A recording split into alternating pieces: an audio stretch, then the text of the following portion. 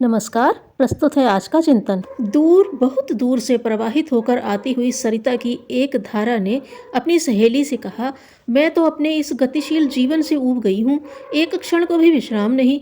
ऐसा भी जीवन किस काम का। अब तो आगे बढ़ने का मेरा इरादा नहीं है। देखो, आम्र की यह सघन कुंजें कितनी शीतलता प्रदान करने वाली हैं।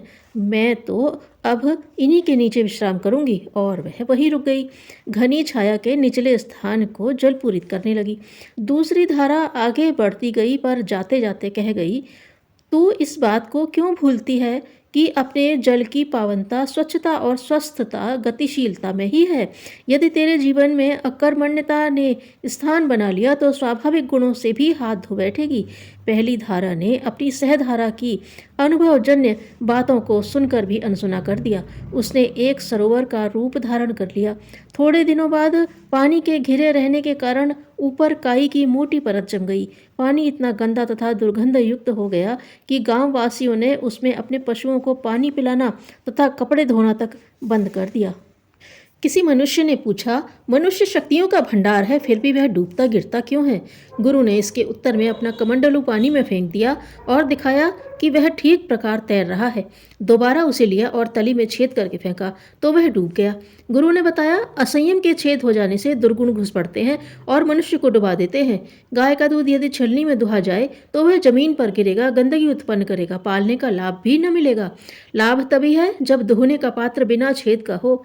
इंद्रिय शक्ति, मानसिक शक्ति को यदि कुमार्ग के छेदों से बहने दिया जाए तो मनुष्य की क्षमता इसी प्रकार समाप्त होकर रहेगी।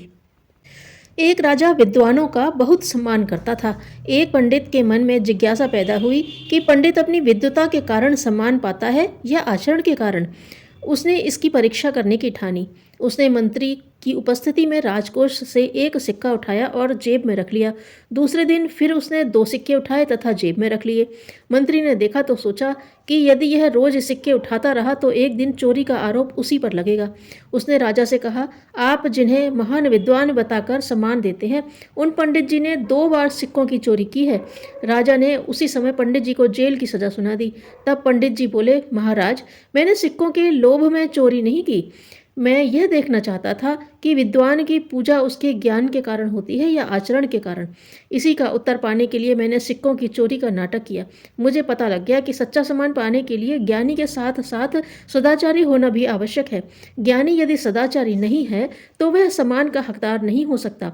राजा बोले, पंडित जी, आप सही कहते हैं, ठीक कहते हैं। सदाचार सर्वोपरि गुण है। सदाचारी हर क्षेत्र में सम्मान पाता है, जबकि बेईमान एक न एक दिन अपना सर्वनाश कर लेता है। सूखी चट्टान पर लगातार पानी के बरसने पर भी एक तिनका नहीं उगता। अंधे को मनोरम दृश्य कभी नहीं दिखते। बहरा मधुर संगीत तक नहीं सुन पाता। पागल के लिए सारा संसार पागल है। दरवाजे बंद हों तो कमरे में न रोशनी पहुंच सकती है न धूप। औंधे मुंह पड़े हुए घड़े पर से पूरी बरसात निकल जाने पर भी उसमें एक बूंद पानी नहीं घुसता, जबकि उन दिनों सभी जलाशय अपनी गहराई के अनुरूप जल संपदा जमा कर लेते हैं। इसी तरह अवतार चेतना प्रवाहित सब जगह होती है। जिनके अंदर जागृति होती है वे उसे पहचान लेते हैं, उसके लिए आगे आते हैं और लाभ उठाते हैं। सोचना और करना भिन्न है। कर्तव्य पालन के लिए जिस मनोयोग और श्रम संयम का लगाया जाना आवश्यक है, उसे बचाने के लिए मनुष्य को लिप्साओं पर अंकुश लगाना पड़ता है। जो इतना नहीं कर पाते, उनके लिए कर्मयोग मात्र एक दिवा स्वप्न बनकर रह जाता है।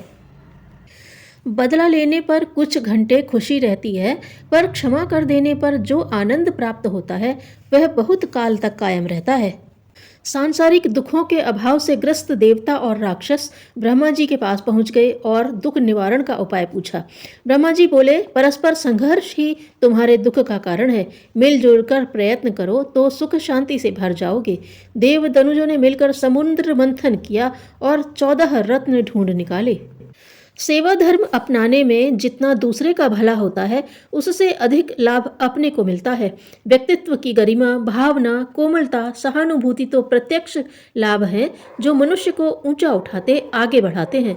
इससे भी बड़ा लाभ है आंतरिक संतोष और उल्लास, जिसकी तुलना किसी भी उपलब्धि से नहीं की जा सकती। धन्यवाद।